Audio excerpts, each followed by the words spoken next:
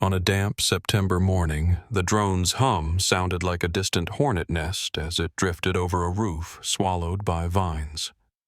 Through a split in the firs, the camera settled on a porch buried in leaves brown gold and then a startling streak of red. A child's sneaker, small as a hand, bright as a stoplight, sitting where no child should have been for years. Tell me where you're listening from, and tap subscribe if you think every buried truth deserves daylight. Most days in Clearwater Ridge moved on a dependable beat, like the clock over the diner's griddle or the freight that rolled the far side of town every afternoon at 4:15. I'd earned the right to call it quiet after 30 years riding a fire engine, and when I finally hung up my turnout coat, I learned the town's other tempo coffee at Murphy's by 6 men in canvas jackets, arguing about the high school's offensive line, the waitress warming hands and hearts with one more pour. On those October Sundays, the air sat around 65 degrees. Maple leaves skittered down the gutter like paper boats, and a sweet curl of wood smoke tucked itself under the eaves. I kept a short list of things that meant home. Sarah Kelly's porch pumpkins, the chalk hopscotch squares the Brooks girls drew across the sidewalk, and the way you could hear the creek talking to itself if you paused at the corner after dark. The Kellys had moved in first good folks reliable as a pocket knife. David kept his lawn edge squared like he was balancing a ledger. He did numbers for a firm over in John Day and had the steady patience of someone who lived his life 2 columns at a time. Sarah was a night shift nurse who wore her kindness the way some people wear their wedding rings without needing to think about it. On Saturdays, she'd start a pot of chili by 9, leave it low and whispering on the back burner, and still find the energy to sit on the porch swing and clap for the boys. Jake rode the cheap little scooter I'd helped tune up back wheel, humming one shoelace, always a breath from the chain. Tommy kept a pebble in his pocket and showed it to anyone who would bend down and look like it was a magic stone that guaranteed recess wouldn't end. Next door to them were the Brookses, a household that never met a free afternoon it couldn't fill. Chris came home dusted with sawdust, more nights than not smelling of cedar and stain, a man who could build a porch in a weekend and still ferry his girls to piano at the community center. Amy taught 4th grade at Clearwater Elementary. You could tell by her voice, which carried just enough to reach the back row without scaring off the shy ones. Bella wore her hair in 2 braids that never unraveled no matter how she ran. Zoe had a laugh you could hear before you saw her, a bright, bubbling sound that made even grouchy folks turn around and smile. When I watered my geraniums, I'd watch the girls chalk suns and fish and arrows pointing toward some imaginary treasure they swore was buried by the mailbox. We all traveled in the same small circles. Church suppers in the rec hall with pies cooling near the open windows. Little League sign-ups at the old armory where the floor still smelled like oiled wood and dust. Sunday afternoons when half the town ended up at the trailhead to stretch their legs, January through December rain or shine. The Pine Creek Loop is a modest 3 miles gentle grades, a footbridge with silver nails that catch late light, a bench that faces a bend where the water grows quiet. I know that path like I know my own driveway, because when the county needed a volunteer to check signage after storms and remind folks to pack out their picnic trash, I was the one who raised a hand. I carried a little kit in my truck. Extra trail maps, a roll of contractor bags, and a fistful of those tiny zinc screws to fix loose planks before they became somebody's turned ankle. Routine suited us. Chris and I traded ladders without writing it down. Sarah texted my wife whenever the hospital ran short on casseroles for families parked in waiting rooms. David kept an eye on my place whenever I drove into Baker City to see my sister. When pumpkins appeared on porches, you could set your watch by the rest of it chili cook-off flyers thumbtacked to the grocery corkboard, the band shell tuned for the veterans' luncheon, and the high clouds that start low, then peel away to a thin blue nothing by late morning. The kids climbed the stacked cordwood behind my shed, leapfrogged the rounds, and came away with pine pitch on their fingers and ringed knees. If a car backfired on Main 3 heads turned, then everyone went back to living, because in a town like ours, the worst sound is usually just a muffler giving up the ghost. I remember a Saturday in early October, one of those afternoons that feel borrowed from summer. I was patching a drip-line sweat dampening my collar when little Tommy came over clutching a plastic dinosaur with a busted tail. We fixed it with a strip of tape and a gentle word about not using the porch steps for cliffs. Sarah called thanks down the walk and asked if we'd be at the Harvest Festival. Wouldn't miss it, I told her. David waved, half-turned phone caught to his ear, then pocketed it and crouched to tie Jake's shoe. Across the hedge, Chris hoisted lumber off his truck without hurrying. Amy read a spelling list aloud while Bella pretended not to be listening, and Zoe colored stripes on the sidewalk that didn't follow any rule but joy. The day smelled like damp fur and sliced apples. The creek a block away sounded like someone folding a sheet. On that same block, small signals came and went the way they do in any neighborhood gone before you file them under anything but ordinary. The streetlight at the corner had developed a flicker, a slow blink that looked like a heartbeat if you caught it at the right moment. One afternoon, I found a strand of fishing line snagged in the blackberry canes behind my fence, thin as a whisker and stretched tight as piano wire. I snipped it and dropped it in the trash because carelessness has sharp edges. Out at the trailhead, a new notice went up, just a routine reminder that deer would be moving and hikers should give hunters space in the open units. I replaced one cracked map cover and scribbled the date on the back in pencil. Dogs barked at the UPS truck. The smell of rain moved across town in a clean, even sheet. It was just another week. I'm not a jumpy man, never was. Years in a cab with a headset taught me how to wait. Sounds glass under a tire versus glass under a boot heel. The difference between wind through needles and water over rock.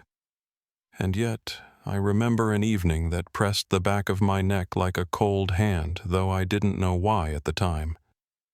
A storm had been predicted, then sidestepped us. The sky held a strange light, soft the way it gets before first snow. Though we were weeks from that and the creek ran higher after 2 days of off and on drizzle. I walked the trail lot right before dusk, checked the kiosk door, and made a note to oil the lock. A pair of joggers came off the loop, grinning rain bright on their sleeves, and we traded a few words about slick roots near the bridge. I stood there a beat longer than usual, listening. I could hear nothing out of place. Nothing at all. Back home, the street looked like a postcard. Porch lights warmed the fronts of houses. Somebody's radio drifted an old Glenn Campbell tune through an open garage door. My wife Beth set a stack of bowls on the table and told me Sarah had texted an hour earlier about swapping chili recipes. She'd promised to send hers the one she swore would win the church blue ribbon if she ever stopped letting other folks take it to the table first. Bella and Zoe had drawn a hopscotch path all the way to the storm drain, then decided they'd rather draw a boat. You could make out a crooked mast and a flag that said Z plus B. The boys' scooters leaned against my hedge back wheels, slowly turning like sleepy windmills. On the Brooks porch, a cardboard box of hand-me-down sweaters sat with a note for the Kellys to pick through at their convenience. The note was written in Amy's tidy schoolteacher print, a heart dotting the I. I washed up and settled into my chair with the paper. Beth laid a hand on my shoulder and said she might run a bowl across the street later. Outside, a car crawled by looking for a house number. Tires whispered on wet leaves. I heard the far-off clack of the crossing gate down by the mill and then the freight again right on time. All of it felt right worn smooth by years of repetition. Peaceful as a room that remembers you. If there was a seam in the day, it was fine enough to miss. The only thing I marked, and only because I keep track of small chores, was a message from the county office about replacing 2 cracked pickets around the trail lot. Monday's fine, I typed back, then set the phone face down. Beth stepped out front with a dish towel over her arm and listened the way wives do when they know the neighborhood's breathing. "Smells like cedar," she said. Somewhere behind the houses, a woodpile settled with a soft, hollow thump. The temperature had dropped to the mid-50s.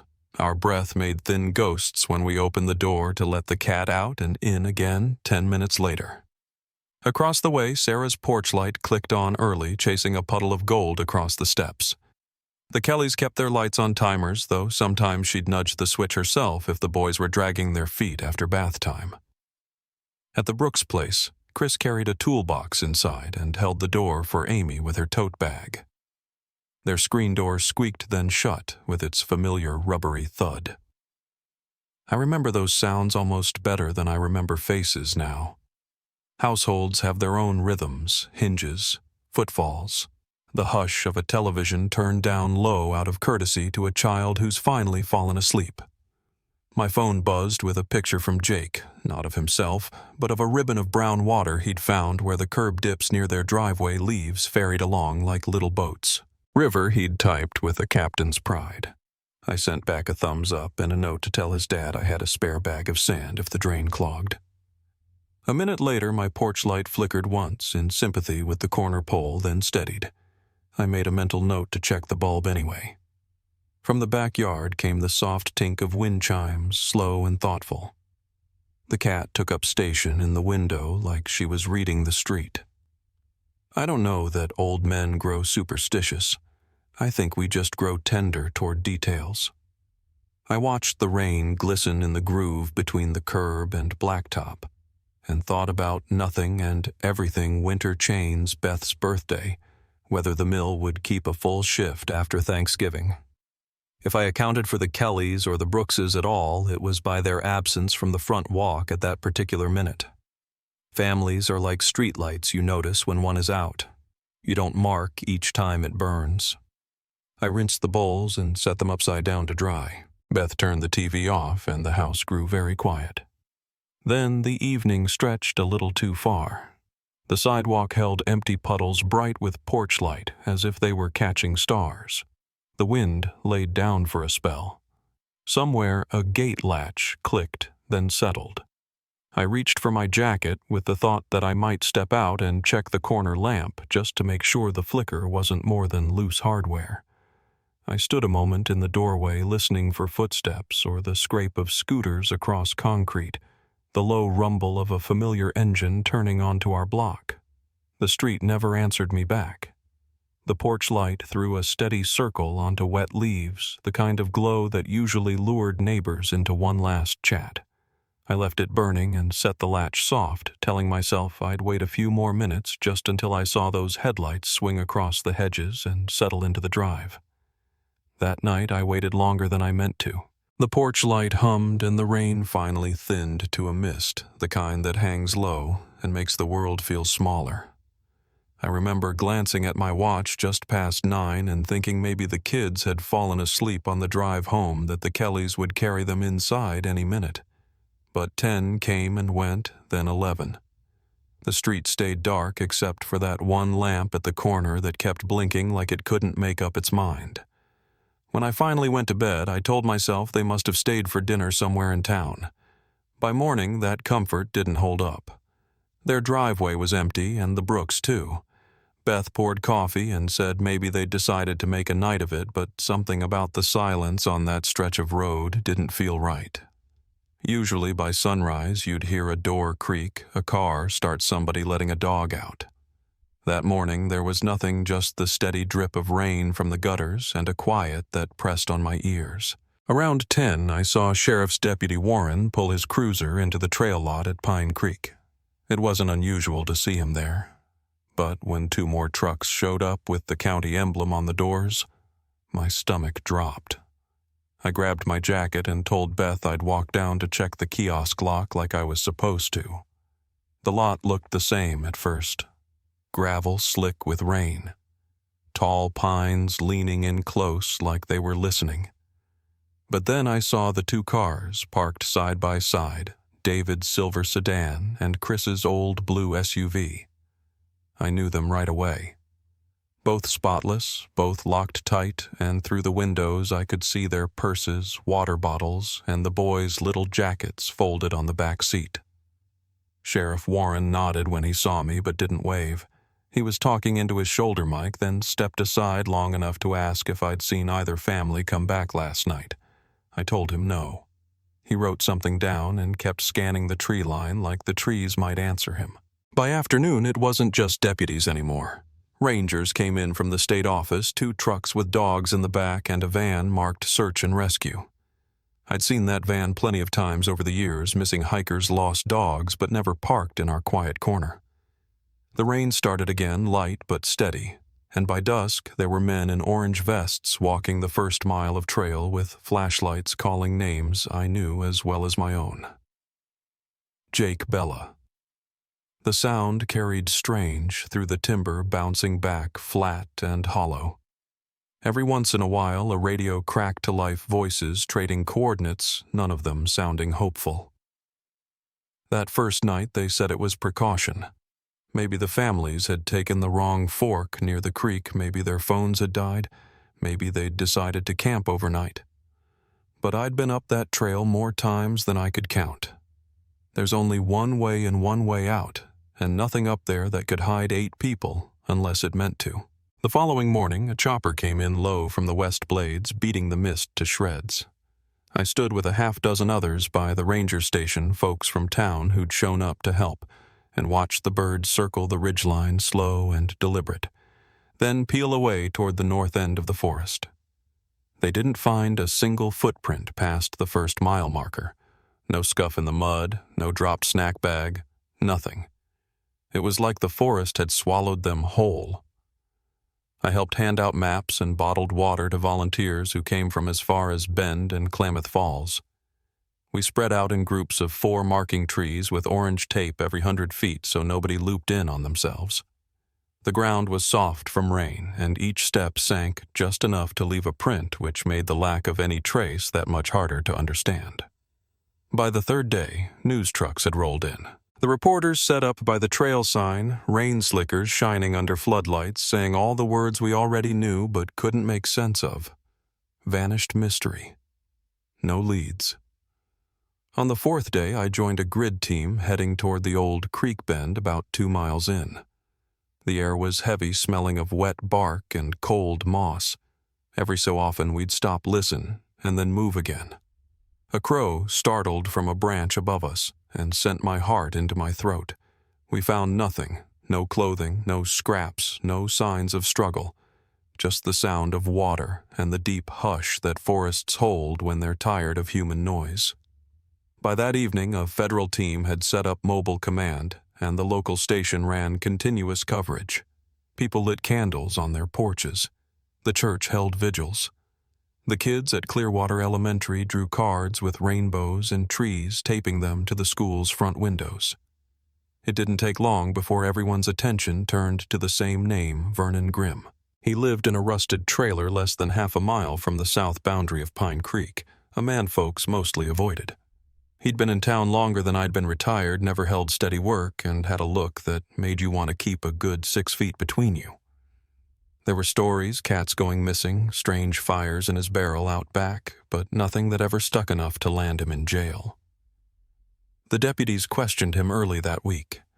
I saw the lights from their cars bouncing off the tree line as they went in. 2 hours later, they drove him out, head down, hands cuffed in front. People whispered everything you can imagine. Some said he'd bragged about hunting in the forest that same day. Others claimed he'd been seen near the trailhead just before the families arrived. None of us knew the truth, only that when he got out 48 hours later, the whole town's unease doubled. He started showing up at the candlelight vigils, standing at the back with that crooked smile, the kind that looks practiced. Nobody wanted him there, but the law couldn't tell him to stay home. He told a reporter once, right in front of the cameras, "Some places keep their secrets." It chilled me more than I care to admit. The days turned into weeks. The leaves went from red to bare branches. Then frost took the grass along the creek. Search teams dwindled to half their size. The news trucks left. And Clearwater Ridge learned that silence has layers. It goes from grief to fatigue to something close to surrender. Sarah's sister came to town for a while, stayed in their house to keep it from feeling too empty. She left the porch light on every night. Chris's brother hung missing posters on the interstate ramps, then drove home without a word. By Christmas, the sheriff's office had boxes labeled Cold File Pine Creek. I know because I helped carry them one afternoon when they cleared space in the evidence room. I stayed on the volunteer roster through winter, checking the trail signs after every storm. Sometimes I'd find flowers left near the entrance tied with twine that had frayed from the rain. People still came to look, mostly locals, a few curious strangers. Everyone slowed at the same spot where the security camera still stood bolted to the post. It had caught them that day, the Kellys and the Brookses, 8 bright lives frozen in a single frame of ordinary happiness. I saw the footage once when the sheriff allowed me inside. David waving toward the trail, Sarah adjusting Jake's collar. Amy crouched to tie Zoe's shoe, both families turning toward the forest like they were stepping into any other afternoon. That image stuck harder than any rumor. Over the years, the trail healed itself. Grass crept back over footprints, signs faded, and the forest went quiet again. But Vernon Grimm stayed put in that same trailer, eyes always flicking toward the tree line when someone passed. Sometimes I'd catch sight of him at the hardware store, muttering to himself, counting nails or string. Once he walked right up to me at the register and asked if I still hiked Pine Creek. I told him I didn't. He smiled, slow and thin. "Best to leave it be," he said. That night I dreamed of those cars sitting empty under the rain headlights, pointed toward the woods like they were still waiting for the families to come back. 7 years passed like that, slow, bitter seasons, stacking one after another. The memorial at the trailhead turned green with moss. The flyers peeled and tore. Only a handful of us kept showing up each October to sweep the path and replace the ribbons. Then, one morning, the world tilted again. A young man named Lucas Chen stopped by the ranger station with a small hard drive in his hand. Said he'd been flying a drone over the far ridge for a nature video and caught something strange. The ranger on duty called me before anyone else had it, I guess, because I'd been the one to keep the old trail records. "You should see this," he told me. That afternoon they played the footage on a monitor barely bigger than a lunch tray. The camera swept over miles of forest until it caught a glimpse of a roofline tucked so deep beneath the canopy it looked swallowed. It wasn't a cabin I recognized. At first I thought it was just a collapsed shed, but then the lens shifted and through the leaves you could make out a porch part of a wall and something red half buried under branches. The room went quiet when the ranger froze the frame. Even from that distance, even through a decade of dirt and weather, I knew what I was looking at. A child's shoe. The same shade of red as the sneakers Zoe wore that day. The next frame showed more an old backpack, a plastic toy car, the faint outline of something carved into a board stuck upright in the ground. Then, in a window of that house, a pale face looked up just for a moment straight into the drone's eye. The footage jumped, went blurry, then cleared again on an empty window pane. The ranger turned to me, his voice low. "You think that's someone living out there?" I didn't answer right away. The room smelled of coffee gone cold and damp wool from the rain outside. Somewhere a phone rang twice, then stopped. After 7 years of believing the forest had gone silent here, it was staring back. That night, I couldn't sleep. Every creak of the house made me think of that face in the window of the rusted trailer still squatting at the edge of the pines, of all the times I'd walked past those trees thinking the worst was buried. I realized then the story wasn't finished, not by a long stretch. Something or someone was still in there. And when the sheriff called the next morning asking me to come down and help identify landmarks from the footage, I said yes without a second thought. Because after all these years, I still owed those families one thing, the truth, however late it came. When the sheriff called me that next morning, I already knew sleep wasn't going to visit again for a while. The sound of his voice had that clipped, careful tone officers get when they're trying to sound calm while standing on the edge of something they can't name yet. He said they'd pulled in a state investigator named Maria Santos to reopen the file, that she wanted anyone familiar with the old search zones to come in for a briefing. I put on the same canvas jacket I'd worn during the original search and drove into town before the fog even lifted off the valley floor. The ranger station parking lot was half full county cars, a federal SUV, and that same news van that always seemed to show up before they were invited. Inside, they'd set up folding tables with printouts of the drone footage screens showing frozen frames of that ruined house swallowed by green. One shot had been enlarged, pinned to the corkboard with thumbtacks. It was the one with the red sneaker. The shoe was half buried in leaves, toe pointing toward a doorway that looked too dark to be empty. Detective Santos stood in front of it, arms crossed, a notepad tucked under her elbow. She couldn't have been more than 40 with the kind of focus that makes a room go quiet. When she spoke, everyone leaned in. She explained what they'd found. So far, the footage had been verified, coordinates confirmed, and yes, that structure existed 4 miles off any mapped trail in a section of Pine Creek that wasn't supposed to have anything but timber and steep ravines. The drone's footage wasn't a trick of light. The house was real, and so was the movement in that window. She asked if anyone had seen a cabin or structure in that area before. A few of us shook our heads. I told her I'd been through that ridge dozens of times, that there were old trapper shacks miles north, but nothing like this near the main creek. She nodded once, as if that confirmed what she already suspected. Then she said they were going to send a team to the coordinates, but first they needed to talk to someone who'd lived close to the forest's edge, someone who'd been there back when the families disappeared. Everyone knew who she meant. Vernon Grimm still lived in that rusted trailer off County Road 11, a place that looked like it had been abandoned even when it wasn't. They planned to visit him before heading into the woods. Santos asked if I'd be willing to tag along, not as law enforcement, but as a familiar face from town. She said sometimes it helped if a local stood nearby, even if all they did was listen. I agreed, though I can't say why. Maybe it was curiosity. Maybe guilt, maybe just that quiet, stubborn hope that the forest might finally give something back. We rolled out just after dawn, 3 vehicles in a slow line. The closer we got to Grimm's place, the more the trees seemed to press inward branches knotted like old hands. His trailer sat crooked on cinder blocks, half buried in blackberry vines, the windows covered with old blankets instead of curtains. A dog chain rattled somewhere behind the house, but whatever was on the end of it didn't bark.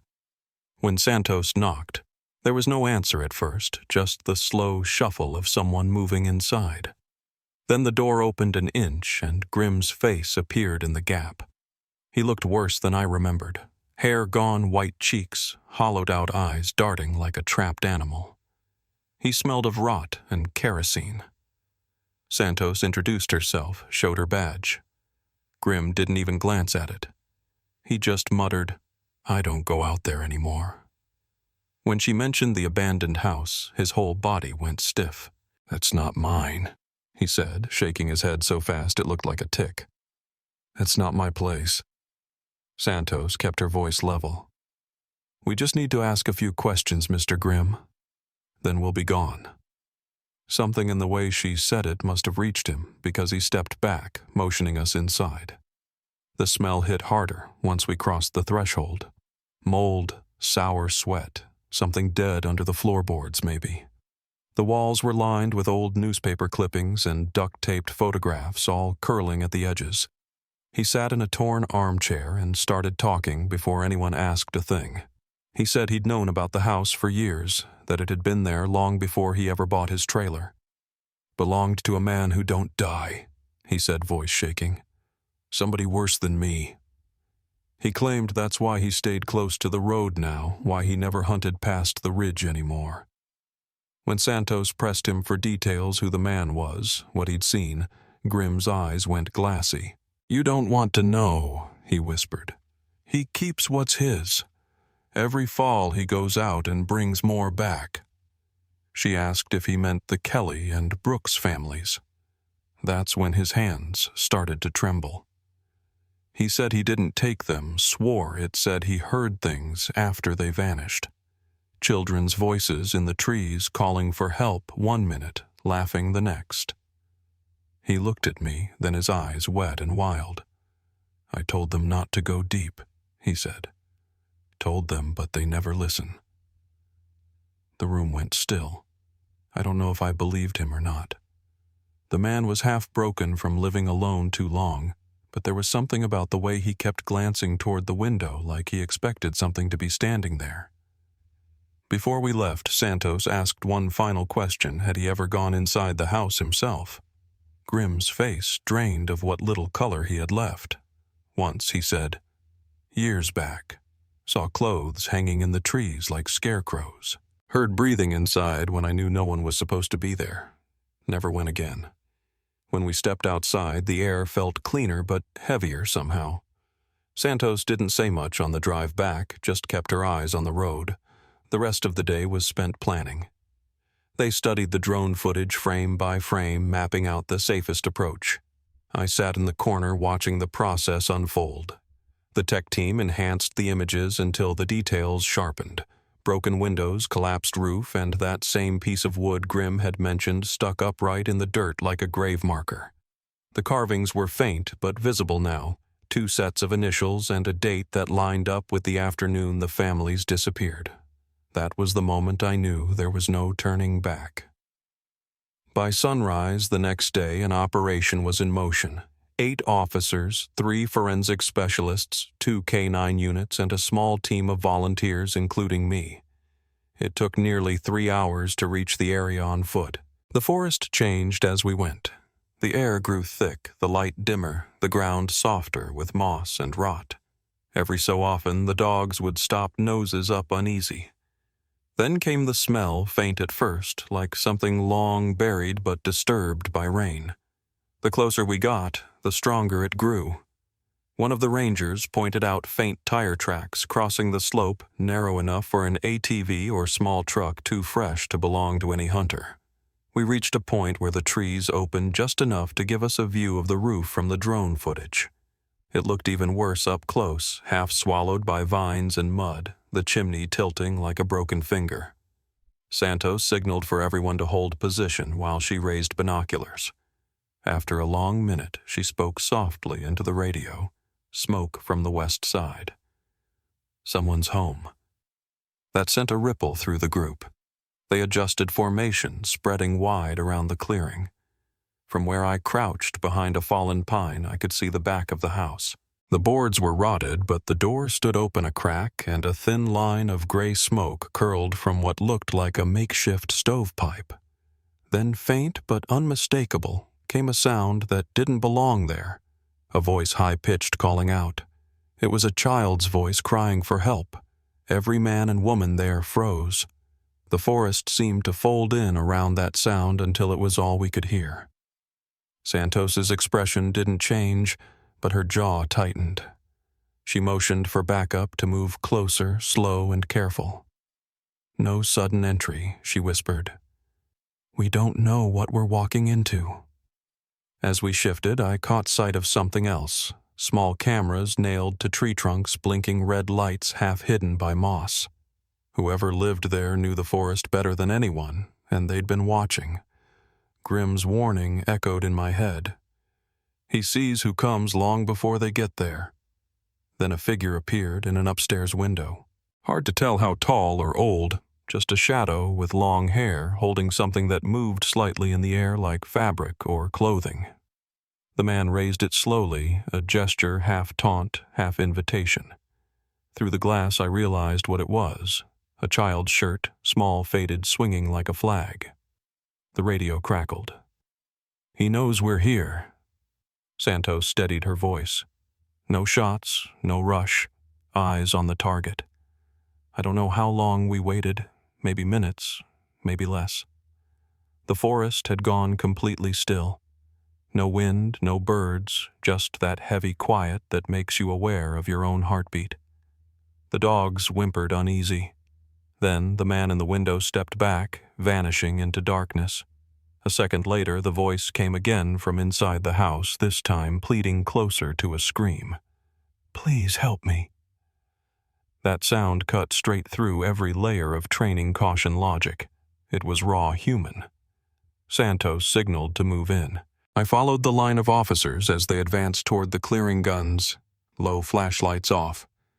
We crossed the open ground one slow step at a time until we reached the front porch. The boards creaked under our weight, and for the first time in years, I could smell something other than earth and rain inside that forest. It was wood smoke, damp fabric, and beneath it, decay. Santos called out through the open doorway, voice firm but even. "This is Detective Santos with Grant County Police. We're here to help. No one needs to get hurt." For a long while, nothing answered. Then a man's voice rose from inside, amplified somehow through a speaker or an old intercom. It was calm, almost polite. "You finally found us," he said. "Took you long enough." A few of the younger officers glanced at each other, nerves written clear across their faces. Santos asked if there were children inside, if anyone was hurt. The voice came again, same tone, same slow rhythm. "They're safe. My family's safe. We've been here a long time." He said family like it was the truest word he knew. Santos tried again, offering food, medical help, anything to start a dialogue. The man chuckled soft, almost wistful. "We don't need the outside," he said. "The forest gives us what we need." Somewhere in the distance, thunder rolled low, or maybe it was the echo of our own breath filling the silence. I remember thinking of the Kellys, of Sarah's voice calling the boys to dinner, of Amy laughing on her porch. And I remember realizing right there on that porch in the middle of nowhere that whatever was happening inside that house, it had been happening for a long, long time. Santos lowered her radio, whispered for everyone to hold. The voice spoke one more time, calm and measured. "Don't come inside," he said. "You'll just become part of the family." We didn't move. No one did. The forest, the house, the air itself seemed to wait. And in that breath of stillness, I caught the faintest movement through a gap in the boards, a flicker of light, a shape darting from one room to another. That's where the moment ended, and the next began the kind that changes everything that follows. The first thing I remember after that voice faded was how the forest seemed to close in around us. The air got heavy, thick with damp pine and smoke, and I could hear my own breath rasping under the sound of the radios crackling quietly at our hips. Santos stood frozen on the porch, eyes fixed on the door. The man inside had gone silent, but every one of us knew that whatever we did next would either save lives or end them. She took one slow breath, then whispered for half the team to circle the side structures, the sheds we'd seen in the drone footage. The rest of us held our ground near the porch. Somewhere behind the walls, a floorboard creaked slow and deliberate, like someone testing their weight. Then the child's voice came again, softer this time, almost rehearsed. "Please help us." It didn't sound quite right. There was no panic in it, just repetition. The dogs started whining, ears pulled, flat claws scratching at the dirt.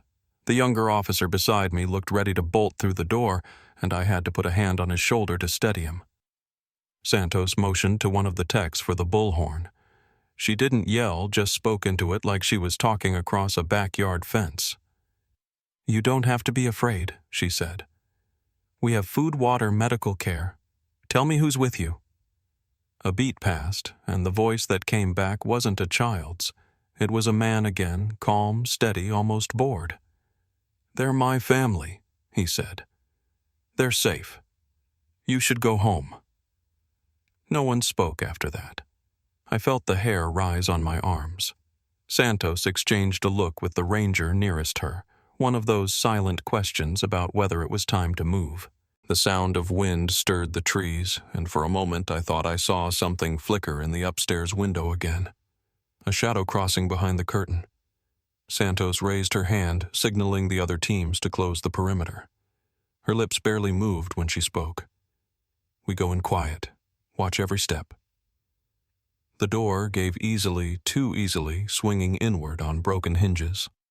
The smell that came out was like walking into a root cellar that hadn't been opened in years, damp wood mildew and something underneath it that turned my stomach. Inside the house looked wrong. not ruined, but arranged. Everything was neat in that obsessive way that's more unsettling than filth. There were pictures lining the walls, dozens of them, all mismatched frames, all faces smiling. Families at picnics, kids blowing candles, portraits posed by fireplaces. I knew some of those faces. I'd seen them on missing person flyers. Santos went first, flashlight sweeping across a living room that looked like a stage set for a life that never happened. There was a table laid for dinner plates, silverware, even a pitcher of water that had gone green with algae. The water still rippled like it had been disturbed only moments before we came in. "Clear right," one of the officers whispered. Another called basement door at the back. I stayed near the entryway, eyes flicking from photo to photo until one stopped me cold. It was a picture of the Kellys standing at what looked like this same front porch. Their clothes were different, faded and dated, but it was them. I don't know if I made a sound, but Santos turned just enough to see what I was looking at. Her face didn't change, but her jaw clenched. We swept through the kitchen where the shelves were stacked with labeled jars, beans, rice flour, and each one marked with a date years apart, all written in the same tidy hand. Upstairs, the rooms were painted in soft colors, toys on the floor, small beds neatly made.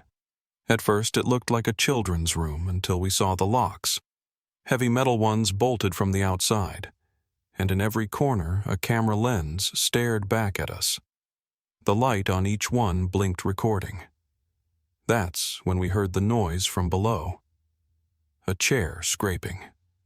A man's voice, low muttering words we couldn't make out.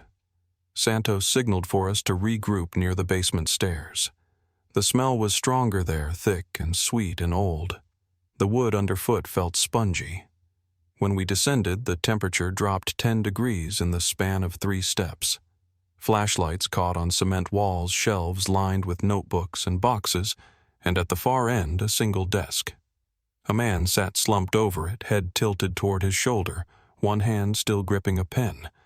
His hair was gray, his shirt buttoned neat as a funeral.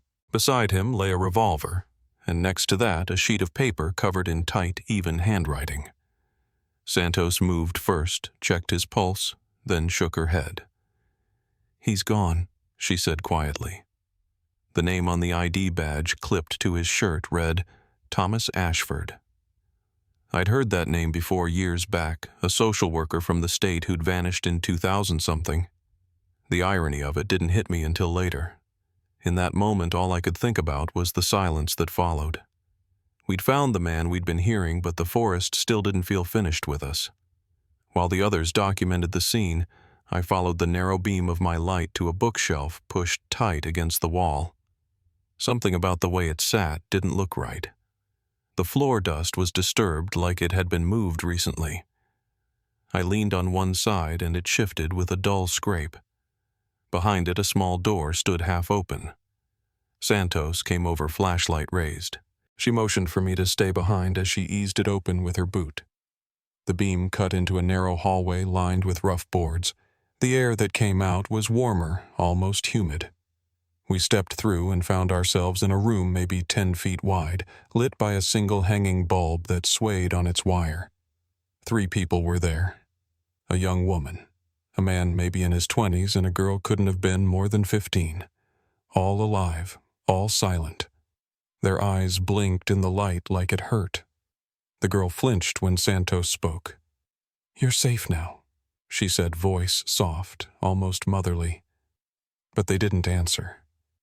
The young man kept shaking his head, whispering something I couldn't understand until I got closer. He was saying, "We can't leave. He said we can't." The next few minutes blurred together. Medical teams rushed in, blankets and stretchers ready. The survivors were weak but uninjured. What none of us were ready for was the level of conditioning they'd endured. They kept asking where he was, as if his permission was still needed. It took hours before they'd even let us move them outside. By the time we stepped into daylight, the sun was setting through the trees, streaking the clearing in red and gold. For a moment, the house looked almost peaceful again, like it could fold back into the forest and erase what it had been. Later, when the forensics team swept the basement, they found something worse than we'd imagined. In a metal cabinet behind the desk were tapes, hundreds of them labeled by date, stacked like a library. Each one documented everything Ashford had done over the last 2 decades. Abductions, indoctrinations, even what he called family lessons. The videos showed that he hadn't been working alone. Another figure appeared, often a man older than the rest, heavyset, always keeping to the edges of the frame. When the team froze one of those images, there was no mistaking the face. It was Vernon Grimm. That revelation landed hard. He'd told us he was afraid of the man in the house, and maybe he was. But he'd also been part of it, at least for a while. The tapes showed him helping carry boxes digging, even speaking to the camera once, talking about keeping the cycle. The third figure in the later tapes was harder to identify. At first, just a shadow, then a partial reflection in a mirror. A younger man, clean-shaven, wearing clothes that looked too new for this place. One of the analysts froze the frame and enhanced it. The badge clipped to his belt caught the light, and when they zoomed in, every officer in that room went quiet. It was a law enforcement ID. Someone inside the system had been feeding Ashford information. Santos stood in front of the monitor for a long time, her arms crossed tight. "That's how he stayed ahead," she said quietly. "He knew what we were doing before we did it. We stayed on site until after midnight, cataloging everything. I helped carry boxes out to the trucks, each one heavier than the last, filled with pieces of a story no one wanted to tell, but had to. When I finally stepped away from the house, I turned back once more. The porch light had burned out and the windows were black. Somewhere deep in the forest, an owl called. It was the first natural sound I'd heard all day. On the drive back to town, the radio stayed off. The convoy ahead of us wound through the trees in silence, headlights brushing the trunks like ghosts passing through. I thought about the families, about the years wasted looking in the wrong places while this house stood hidden, a shrine to a lie. And I thought about Grimm still sitting in that trailer less than a mile from the truth, pretending he'd been a bystander. Santos dropped me at the station just before dawn. She said they'd go back in the morning with a larger crew, that they had miles of forest to search and a list of burial sites to locate from the notes on Ashford's desk. I watched her walk inside, head bowed under the weight of what she'd seen. Then I sat there a while, engine idling, listening to the quiet. Even now, when I think of that night, I remember the air, how still it was, how the forest seemed to hold its breath again after we left. We'd found the monster everyone feared, but the truth was larger than one man. Somewhere out there, another was still listening, still watching, waiting for the forest to settle before moving again. And as I drove home under that thinning dawn, one thought wouldn't leave me. The woods hadn't given everything back yet. Not even close. The morning after the raid, the forest looked unchanged. Dew clung to the grass, the mist hung low over the valley, and from the ridge, Pine Creek looked as ordinary as it had the day those families vanished. But nothing about it felt the same. The quiet wasn't peace anymore. It was aftermath. The news spread faster than the fog could burn off. By midday, every station in Oregon was carrying the story, the house in the woods, the discovery of the captives, the man named Thomas Ashford who had hidden his crimes in plain sight for decades. Folks in Clearwater Ridge gathered outside the sheriff's office like they did in the old days when a storm was coming. No one knew what to say. We'd all been waiting 7 years for answers, but when they finally arrived, they didn't feel like relief. Over the next few weeks, the investigation spread beyond the forest. The tapes recovered from that house led detectives to other missing persons cases that had never been connected. People from nearby counties, some going back 15, 20 years. Forensic teams unearthed graves in shallow clearings one after another, until even the most seasoned officers had to step away to breathe. Every name they matched to a body came with a phone call, and every phone call reopened a wound that families had spent years trying to close. Vernon Grimm was picked up 2 days later. He didn't resist, didn't deny, didn't even ask why. When they searched his trailer, they found boxes of canned food maps of the forest and handwritten notes in a spiral-bound pad that matched the scrawl on Ashford's own ledgers. He'd been supplying him fuel food tools, turning a blind eye in exchange for cash and what he called protection. In the end, he cooperated, maybe out of fear, maybe because there was nothing left to protect. His testimony helped the state uncover what Ashford had called the family business, a network of men who had used abandoned properties and remote woods to hide their crimes. One of them was a former county deputy, the same badge number caught in the reflection on those tapes. He was arrested in Washington 2 weeks later, living under a new name. For Clearwater Ridge, the arrests felt like the earth splitting open under our feet. The Kellys and the Brookses weren't just neighbors anymore. They were history written in headlines that made the rest of the country shudder. People who had once picnicked at Pine Creek wouldn't drive past it now. The trailhead, once bright with chatter and bicycles, was sealed off behind yellow tape for months. When they finally reopened it, no one came. The forest had turned into something else, sacred ground, maybe, or a warning. I stayed on to help catalog the evidence from the house. It wasn't official duty, just something I couldn't walk away from. Every photo, every scrap of paper, every labeled jar told the same story: a man who believed he could build his own world out there, one where he decided who belonged and who didn't. He'd written it all down in a ledger so neat it looked like an accountant's book recording what he called arrivals and departures. For every entry marked arrival, there was a matching date, months or years later marked family complete. The words were tidy. The reality was not. The hardest part wasn't reading it. It was realizing how much of it had been hidden in plain sight. Ashford had once worked with children. He'd counseled families, written reports that crossed the same desks as some of the people now investigating him. He used the system's own paperwork to find those who wouldn't be missed. It was all there in his hand, every line of it meticulous, deliberate, without a hint of remorse.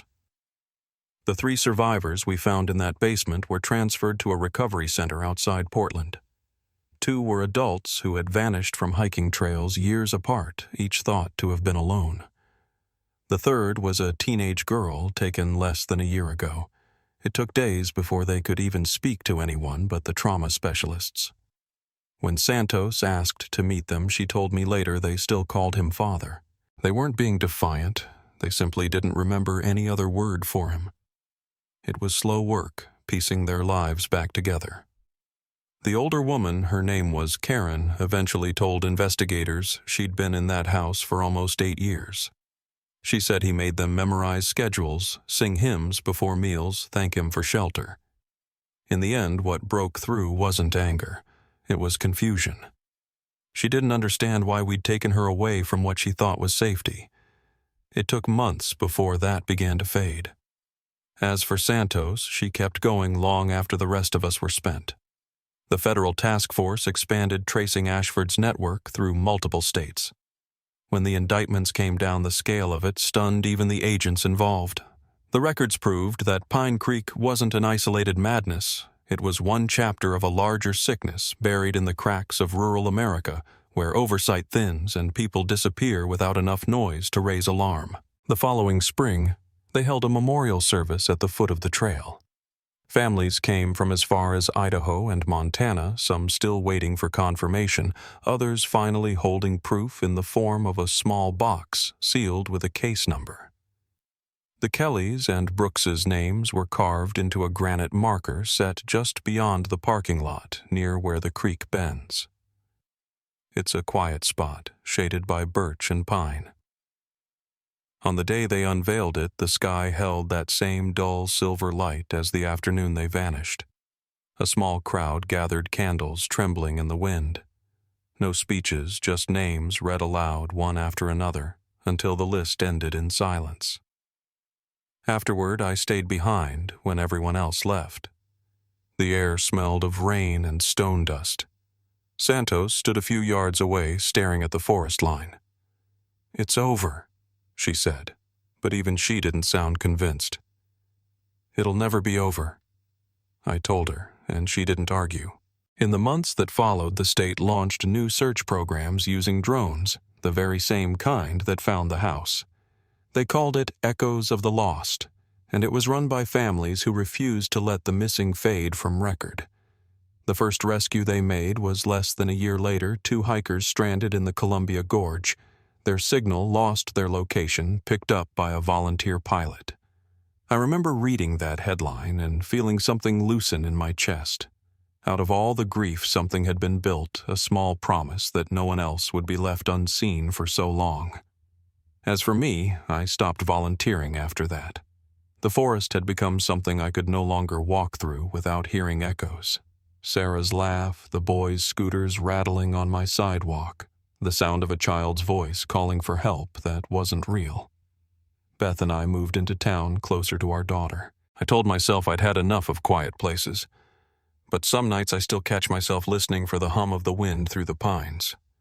It's not fear anymore, it's memory. The Kelly and Brooks houses still stand. The lawns grew wild for a few years. Then new families moved in, young ones unaware of what the neighborhood used to sound like. They painted the porches, planted new flowers, brought life back where it had once stopped. I used to think that would bother me, but it doesn't. It feels right. The world has to move forward even when we're not ready. A few months ago, Santos sent me an envelope with a copy of the final report. She wrote a short note inside. Thought you'd want to see it finished. I didn't read it right away. It sat on my desk for weeks before I opened it. The last page listed the number of confirmed victims, 32 names in total, stretching back to the late 90s. At the bottom, beneath the signatures and seals, there was a single sentence in her handwriting. Some secrets don't die. We just stopped listening for them. I closed the folder and looked out the window. The evening light had gone soft, the kind that paints everything in shades of gold and gray. In the distance, the mountains were fading into blue. For the first time in a long time, I didn't feel haunted, just aware of how fragile normal life is and how easy it is to mistake stillness for safety. There are moments even now when the forest comes back in dreams. Sometimes it's the creek running high after a storm. Sometimes it's that shoe bright red against the dirt. And sometimes it's nothing but the sound of branches creaking overhead like the woods are breathing. When I wake, I always take a moment to listen to the clock ticking to Beth's soft breathing beside me and remind myself that I made it back, that not everyone did. If you drive through Clearwater Ridge today, you can still see the memorial by the trailhead. Folks leave flowers there year-round, though most don't stop long. And if you stand there after sunset when the wind moves just right, you can hear the creek again, soft, steady, like the forest whispering its apology. Maybe that's enough. Maybe it has to be. If this story stayed with you, share it not for views or numbers, but so no one's name gets lost to the dark. Because silence is where monsters hide, and remembering is the only light we have left.